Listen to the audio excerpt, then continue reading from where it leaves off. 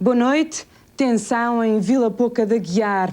Os populares querem justiça, mas propõem-se fazê-lo com as próprias mãos. À porta do tribunal, aguardam a saída do indivíduo acusado de duplo homicídio na aldeia de Vilachã. Chama-se Alcino, tem 38 anos. Este homem é o presumível autor do duplo homicídio que ontem chocou Vila Pouca de Aguiar. Centenas de populares, no exterior do tribunal daquela vila transmontana, onde esta tarde o arguido foi ouvido pelo Ministério Público, reclamam justiça. A quase totalidade dos efetivos disponíveis da GNR no distrito de Vila Real estão no local. Até há momentos atrás não tinha sido ainda possível retirar o preso do interior do edifício. Lembrar que este homem é acusado de ter brutalmente assassinado mãe e filho no decurso de uma tentativa de burla. O presumível homicida estava em liberdade condicional e tem já no seu cadastro crimes como os de sequestro e emissão de cheques sem cobertura. As populações prometem não arredar pé do exterior do tribunal sem terem feito justiça. A GNR essa pediu reforços do corpo de intervenção sediado em Penafiel. Uma história que promete seguir noite dentro. O Governo vai aumentar a fiscalização nos matadouros, nas fábricas e nos importadores de rações. E na próxima semana vai apresentar à União Europeia o seu plano de abate de animais suspeitos de terem contraído a doença das vacas loucas. Estas algumas das medidas anunciadas hoje pelo Ministro da Agricultura, Gomes da Silva. O Ministério da Agricultura anunciou hoje um pacote de 11 medidas destinado a controlar a encefalopatia espongiforme dos bovinos, mais conhecida como doença das vacas loucas. Das medidas consta o abate e destruição de todos os animais coabitantes com os casos da doença já comprovados, por um lado, e dos que foram importados do Reino Unido antes de 1990 e que ainda existam em Portugal. O número total ainda não é conhecido, como admitiu o próprio Ministro. Já estão localizados há muito tempo. Já estavam quando eu anunciei a primeira vez, antes de ir para o Luxemburgo, já estavam localizados os animais coabitantes com os animais doentes. Estão todos localizados, são neste momento cerca de 1000 animais. Estamos a procurar localizar, e esse trabalho é complexo, e estamos a fazê-lo desde o início do mês, os tais animais que podem ainda existir em Portugal, resultantes das importações de Inglaterra até 1990. O plano de abate português será apresentado em Bruxelas já na próxima semana. Gomes da Silva acrescentou que não se conhece nenhum caso da doença em raças portuguesas e reafirmou, por outro lado, que não há problemas com o consumo de carne e de leite. Não há qualquer problema quanto ao consumo de carne nem de leite. É preciso que isto fique claro de uma vez por todas e que não se esteja sistematicamente a voltar a perguntar se se pode ou não comer um bife, se se pode ou não beber um copo de leite. Pode-se comer um bife, pode-se beber um copo de leite. O Governo vai também pagar rapidamente e a valores justos as indenizações sobre os animais abatidos às explorações agrícolas atingidas, mas o valor exato ainda não foi encontrado, já que, nas palavras de Gomes da Silva, as contas ainda estão a ser feitas. Do pacote de medidas hoje anunciado, consta ainda a intensificação do controle das fábricas e dos importadores de rações para garantir a não incorporação nas mesmas de farinha de carne e ossos provenientes de mamíferos. E também o cancelamento das licenças dos centros de processamento de subprodutos de origem animal, que no prazo de 6 meses não procedam à sua reconversão tecnológica. O Governo garante, pela sua parte, prioridade absoluta no acesso às ajudas financeiras disponíveis. Em direto dos estúdios do Porto está o Presidente da Associação dos Agricultores de Entre Douro e Minho. Boa noite. Como é que os produtores receberam estas medidas anunciadas hoje pelo Governo? Muito boa noite. Antes de mais uma correção, não sou o Presidente da Associação dos Agricultores de Entre Douro e Minho, sou um dos diretores da Federação das Associações de Agricultores de Entre Douro e Minho, da FANORTE. Quanto à questão concreta que me coloca, é evidente que como dirigente e como agricultor são medidas que de alguma forma vêm aliviar a tensão que paira sobre todos nós.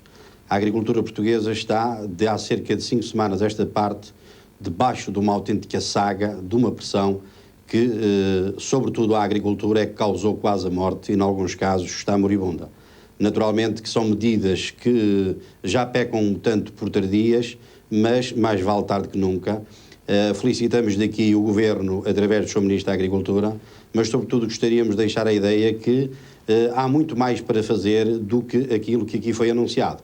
Designadamente, olhar para o estado de debilidade financeira em que se encontra a agricultura portuguesa e os agricultores e anunciar, e esperemos que para a próxima semana, seguidas a estas medidas, que outras sejam designadamente no que diz respeito ao desendividamento, ao rejuvenescimento e à ativação e à recuperação do pouco que resta da agricultura portuguesa. Em relação aos subsídios, não estavam à espera que o Governo avançasse com valores concretos? Naturalmente que é sempre oportuno saber-se com o que é que contamos à partida, fruto das execuções que temos que estar sujeitos. Mas esse aspecto preocupa muito pouco agora aos agricultores. O que preocupa aos agricultores é que se restabeleça a confiança e, portanto, que se restabeleça o mercado, no fundo, daquela que é uma das principais componentes da cadeia alimentar dos seres humanos. Eu penso mesmo, como produtor, que causou mais estragos à saúde pública o estado de tensão, a adrenalina que foi injetada nas veias de todos nós, do que propriamente, porque, ao que tudo parece, nunca estive em causa que os bovinos transmitissem aos seres humanos qualquer problema. Antes, pelo contrário. Mas o Ministério diz que é preciso abater pelo menos 1000 animais, portanto há algum perigo. Acha que este número é real ou pode aumentar? Não estou em condições para dizer se esse número é ou não real.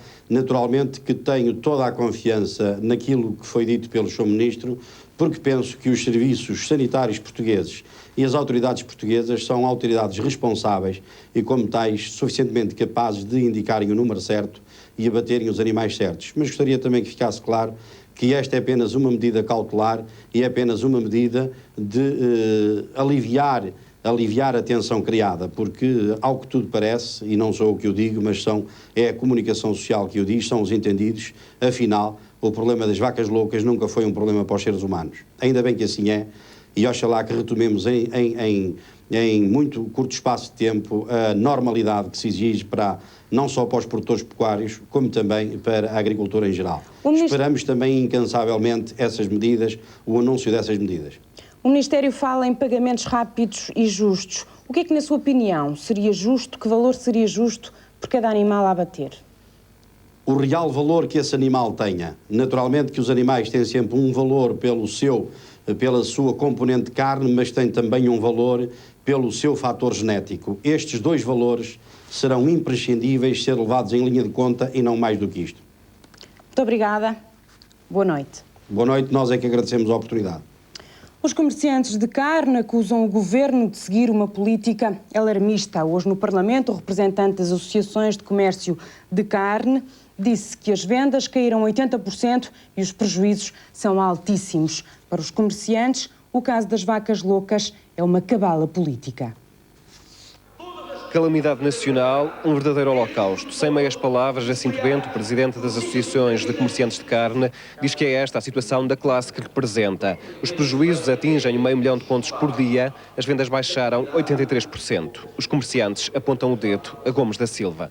As atuações públicas do Sr. Ministro só serviram para que a dúvida se instalasse ainda mais. Parece demagogicamente a comer mioleira no Luxemburgo. E eu ouvia consumidores frases como esta, desculpem, mas foi aquilo que eu ouvi: este gajo está a achar connosco, ou pensa que somos parvos, ainda se aparecesse a comer um bom bife de carne portuguesa. Foi lamentável a demagogia do Ministro. Contra Gomes da Silva, a favor de Arlindo Cunha. Pela primeira vez nesta comissão surge alguém a defender o antigo Ministro da Agricultura. Deixar passar para discutir na opinião pública de rua situações em que os senhores veem, em que o cientista, o senhor A, diz que pode ser assim. Depois à tarde ouvimos o cientista, o senhor B, dizer que pode ser assado. E depois à noite ouvimos um terceiro a dizer que os outros dois são burros. O resultado só podia ter sido este: paranoia geral em 10 milhões de consumidores, com os custos daí inerentes. Uma paranoia que tem origem, afinal, afirma Jacinto Bento, numa cabala internacional comandada pela alta finança americana. Ele próprio conta já recebeu uma carta do governo do Uruguai disponibilizando-se para exportar carne para Lisboa. A minha resposta, como cidadão deste país, só pode ser uma à República do Uruguai. Da minha parte, só levam o gesto do nosso Rafael Bordal Pinheiro. Desculpem, senhores deputados, se me estou a exceder. Desculpe, Sr. Presidente. Um discurso surpreendente no conteúdo e nos gestos. Depois, menos inflamado, Salles Henriques, o representante dos produtores das vacas leiteiras. A situação é dramática, disse. Os vitelos não saem, as vacas de reforma não saem, não são abatidas e estão a ser acumuladas nas explorações. Razões para este quadro, quiseram saber os deputados. Salles Henriques respondeu, as medidas faltaram na altura certa. É um pouco a lei de Murphy, se alguma coisa podia correr mal, correu. Porque as medidas e as medidas iniciais que se impunham, tanto quanto me parece, não foram implementadas. Hoje, se calhar, vamos ter que abater umas centenas ou milhares de animais, quando se calhar essa situação na altura não era justificável. Os produtores exigem, por isso, que o Governo assuma por inteiro os custos pelo abate do gado. A carne de vaca nacional é de boa qualidade. A garantia vem da Associação de Jovens Agricultores, que, para provar isso mesmo, hoje promoveu um jantar de posta mirandesa. O secretário de Estado da Juventude esteve presente e defendeu a necessidade de uma certificação da carne portuguesa.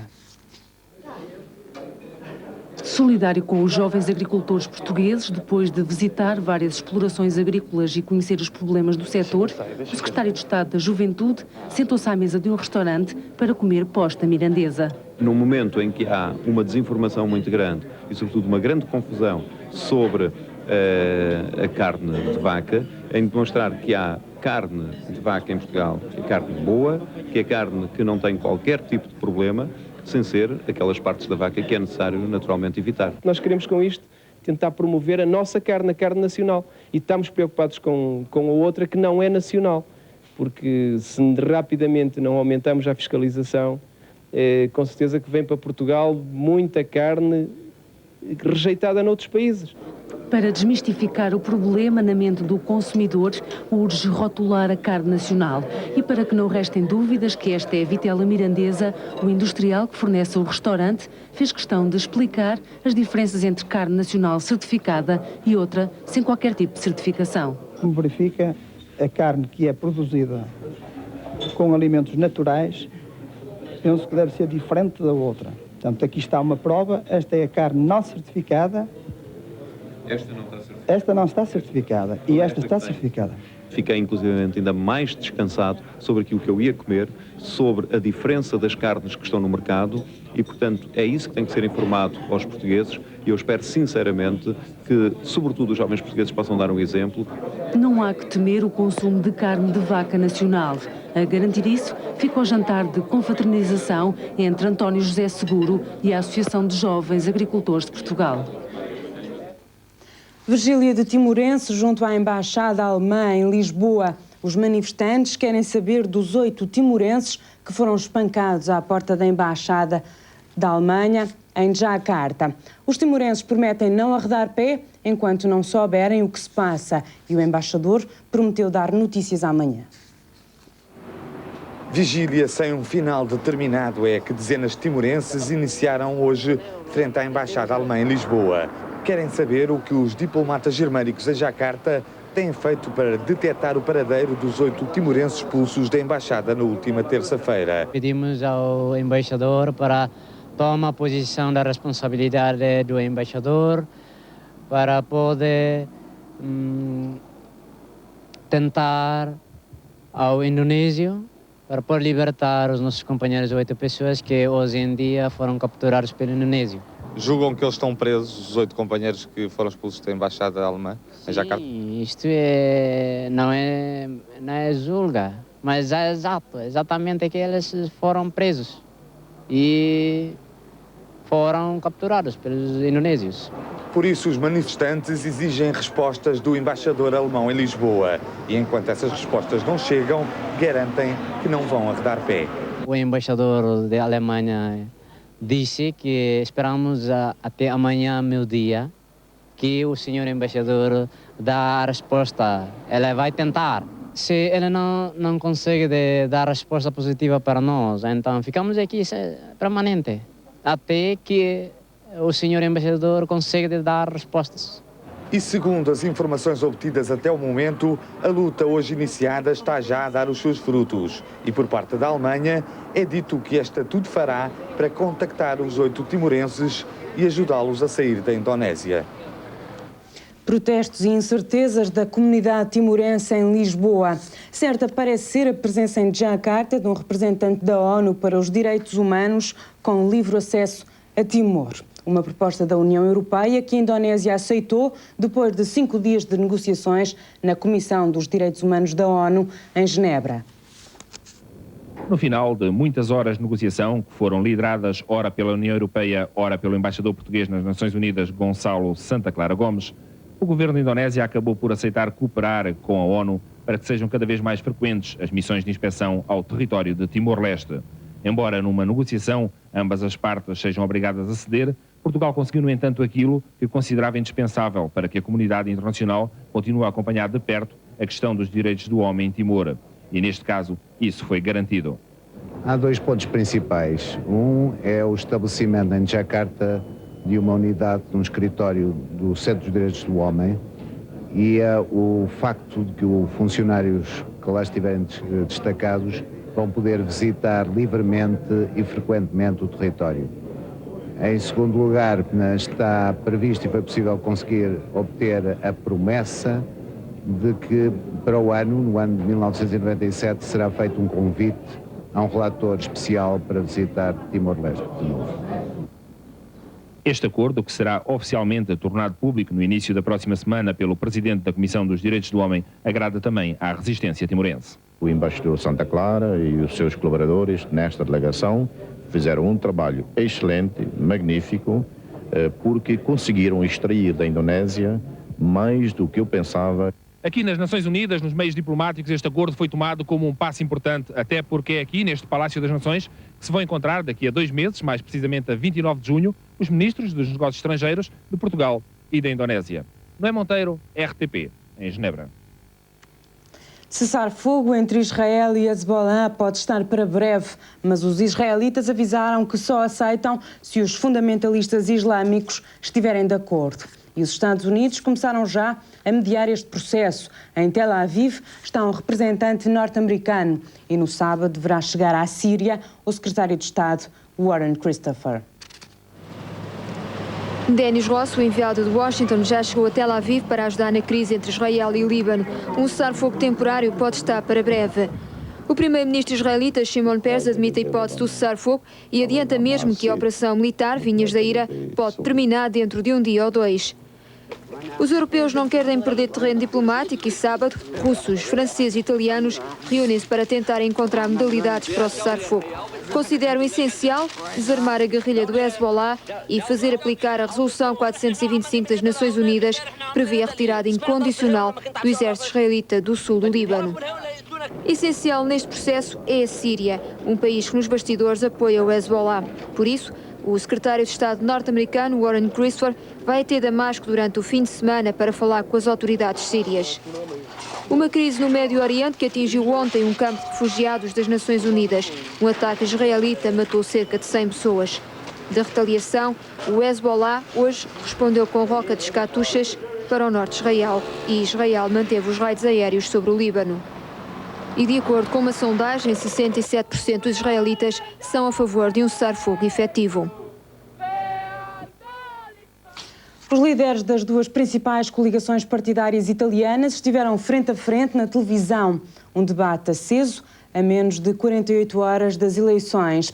Silvio Berlusconi e Romano Prodi divergiram nas ideias, mas têm um desejo comum: formar um governo de consenso alargado.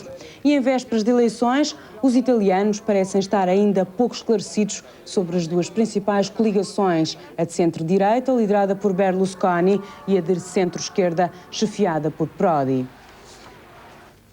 Ensino superior privado vai ser mais fiscalizado. Um assunto para ver já a seguir ao intervalo. Vai ser julgado o processo da morte do padre Max e da estudante Maria de Lourdes, uma decisão do Tribunal da Relação do Porto, depois de um recurso apresentado pela família das vítimas. O padre Maximino de Sousa e a estudante Maria de Lourdes morreram num atentado a 2 de abril de 1976, perto de Vila Real. O processo, que dura há mais de 20 anos, esteve para ser arquivado. Agora, dando provimento aos argumentos da acusação, o Tribunal ordenou o julgamento de Alfredo Vitorino, Walter dos Santos e Alcides Pereira, acusados de autoria material do atentado. Universidades privadas a funcionar ilegalmente podem ser encerradas. O Ministério da Educação vai apertar a fiscalização aos estabelecimentos de ensino superior privado e os que abriram sem autorização têm os dias contados. O Ministério da Educação aperta o cerco às universidades privadas. As instituições que tenham aberto as portas sem autorização estão sujeitas a fecharem-nas. Nesta situação está, por exemplo, a Universidade Lusófona. Estes estabelecimentos de ensino terão que provar o seu interesse público. Marcelo Grilo não quer publicidade enganosa e por isso está disposto a punir. É que têm nascido universidades e institutos que se dizem reconhecidos pelo Ministério, mas que não passam de estabelecimentos ilegais. A Inspeção-Geral da Educação terá um papel mais ativo do que nunca. Irá controlar o número mínimo de docentes e mestres por curso e por aluno, irá controlar as instalações e o equipamento utilizado. Quanto aos estudantes de estabelecimentos não reconhecidos e de cursos não autorizados, o Ministério irá analisar caso a caso. Marcelo Grilo também não quer universidades com excesso de alunos. O número de vagas será rigorosamente tido em consideração. Para que os estudantes não sejam enganados quando optarem por um curso no ensino privado, o Ministério irá prestar esclarecimentos nos meses de maio a outubro. Regras mais apertadas para as universidades privadas. Os desempregados inscritos nos centros de emprego vão receber formação profissional, uma medida anunciada hoje pela Ministra do Emprego, que terá início no mês de junho. Há 437 mil desempregados inscritos nos centros de emprego. Para acabar com esse número, a Ministra Maria João Rodrigues já tem um plano. Trata-se de um programa de formação com características especiais. Essa população desempregada vai ser confrontada com alternativas concretas. Isso podem ir para cursos de formação, por um lado, ou se tiverem a oportunidade, são desde logo encaminhados para soluções de emprego. Emprego em empresas já existentes, criação do próprio emprego ou, eventualmente, em alguns casos, criação de empresa. Portanto, nós estamos a preparar toda essa gama de medidas de política de emprego. A partir do próximo mês de junho, o plano estará operacional. 40 milhões de contos é para já a verba reservada pelo Ministério para o pôr em prática. Mas as novidades não acabam aqui. O desemprego entre os recém-licenciados tem vindo a crescer. As empresas portuguesas não estão a recrutar estes jovens e por isso a Ministra quer dar incentivos especiais aos empresários para contratarem mais quadros médios e superiores. Diz que é preciso preparar os jovens para a vida ativa e por isso será criada uma rede entre as escolas e as empresas. A nossa intenção é, ao nível de cada região e cada local, promover uma rede de intercâmbio e de trabalho em parceria entre escolas, centros de formação profissional e empresários e os parceiros sociais do modo geral. Diz que é preciso falar mais com os empresários e saber a sua opinião sobre o que vale mesmo a pena aprender na escola para depois pôr em prática na empresa. A aposta nos estágios será maior. Medidas anunciadas no dia em que se discutiu em Lisboa o Livro Branco sobre Educação e Formação, um documento de iniciativa europeia que pretende aproximar a escola do local de trabalho. Marcelo Rebelo de Sousa lança fortes ataques ao governo. O líder do PSD reafirmou esta noite em Setúbal a ameaça de boicotar a revisão constitucional se o PS não permitir o referendo à regionalização. Satisfeito Marcelo Rebelo de Sousa com os resultados da sua cruzada pelo referendo. Muito bem, apoio maciço ontem em Viseu, espero que hoje também aqui em Setúbal, espero também que para a semana em Aveiro, depois em Santarém. tem havido realmente um eco, quer no PST, quer fora do PST, um eco na sociedade civil portuguesa verdadeiramente espetacular. Tem recolhido bastantes apoios? Muitos apoios. Os portugueses querem debater, não estão informados, querem saber mais, querem discutir e querem votar. Sala cheia esta noite para os militantes de Setúbal ouvirem do seu líder os objetivos para o partido e para o país, com duras críticas ao PS e ao Primeiro-Ministro. Nós sabíamos que ele nunca tinha gerido nada na vida. Nem no setor privado, nem no setor público, nada de muito relevante. Nós sabíamos que não tinha experiência de administração pública. Mas o que se passa está a ultrapassar as piores expectativas. O que se passa é que o Primeiro-Ministro, em questões fundamentais, está a tratar os portugueses como cobaias, como bonecos de plasticina. É o que se passa na regionalização. Regionalização e um referendo nacional, o cavalo de batalha laranja. No ar fica a renovada ameaça. Se o Partido Socialista insiste em agendar e fazer votar o projeto no dia 2 de maio, não há revisão constitucional. E aquilo que se disse está de pé. Como parece, infelizmente, estar de pé a teimosia do Partido Socialista de votar no dia 2 de maio projetos de divisão regional. O Partido Socialista vota esses projetos. E a Comissão Política Nacional pedirá à Presidente da Mesa do Congresso e do Conselho Nacional a convocatória imediata de um Conselho Nacional extraordinário e proporá o termo da participação do Partido Social Democrata nos trabalhos da revisão constitucional. Autarcas de Braga e Viana do Castelo estão preocupados com o desenvolvimento do processo de regionalização. Hoje estiveram reunidos e decidiram realizar um debate em que participem as populações dos 2 distritos. Os autarcas minhotos não querem ser meros observadores do desenrolar do processo de regionalização. Por isso, os elementos das Assembleias Distritais de Braga e Viana do Castelo estiveram reunidos em Ponte Lima com o objetivo de aprofundar ideias para encontrar as melhores soluções para este processo que, quase unanimemente, consideraram irreversível. Quanto à criação de uma região Minho, um dos principais temas abordados na reunião, as opiniões dividiram-se. Houve opiniões para todos os gostos, naturalmente, mas julgo que a aprovação da declaração final, onde de uma forma clara se defende que o Minho deve ser ouvido antes de haver uma decisão sobre a destinação das regiões, que é positivo, porque é isso que nós pretendemos. Mesmo assim, uma região Minho composta maioritariamente por Viana do Castelo e Braga já tem defensores.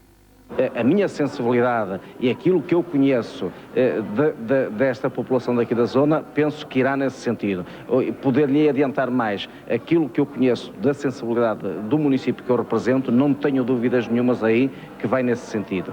No final desta primeira reunião dos autarcas minhotos, foi aprovada com um voto contra uma declaração a que chamaram Declaração de Ponte de Lima, na qual os autarcas reconhecem a importância e a necessidade da regionalização, defendem que esta não se opõe ao municipalismo, assumem a obrigação de dinamizar o debate com as forças vivas e a sociedade civil e exigem que o Minho seja ouvido antes da implementação das regiões. Na declaração, ficou também definida uma nova reunião que vai decorrer no próximo mês na Póvoa de Lanhoso e que contará com a participação das forças vivas e da sociedade civil. Um dos leilões mais esperados dos últimos tempos vai começar já na próxima semana. Objetos pessoais de Jacqueline Kennedy Onassis vão ser vendidos em Nova Iorque. Joias, fotografias e até algumas peças de mobiliário vão ser leiloadas. Quem der mais pode ficar com algumas recordações da mais polémica primeira-dama norte-americana. Quanto vale o património de Jacqueline Kennedy Onassis, aquela que foi a primeira-dama dos Estados Unidos ao lado do presidente assassinado John Kennedy e mais tarde casada com o multimilionário grego Onassis? Uma pergunta difícil, só com resposta na próxima semana. Terça-feira, a Sotheby's em Nova Iorque vai colocar em leilão 1.200 objetos de arte, mobiliário, joias, livros, fotografias de Jacqueline. O leilão está a despertar o interesse sem qualquer precedente na história da casa leiloeira. É impossível fazer um cálculo dos valores que os objetos podem atingir. Se, por um lado, muitos representam parte da história dos Estados Unidos, por exemplo, nesta secretária, John Kennedy assinou o Tratado de Não Proliferação Nuclear, a história está ao lado dos objetos de Onassis, um nome quase mítico que ainda exerce um enorme fascínio junto do público. E o anel de noivado oferecido por Onassis à Jacqueline traz ao leilão uma atmosfera de romance muito ao estilo das novelas. Foi 24 horas. Boa noite. Nós voltamos amanhã.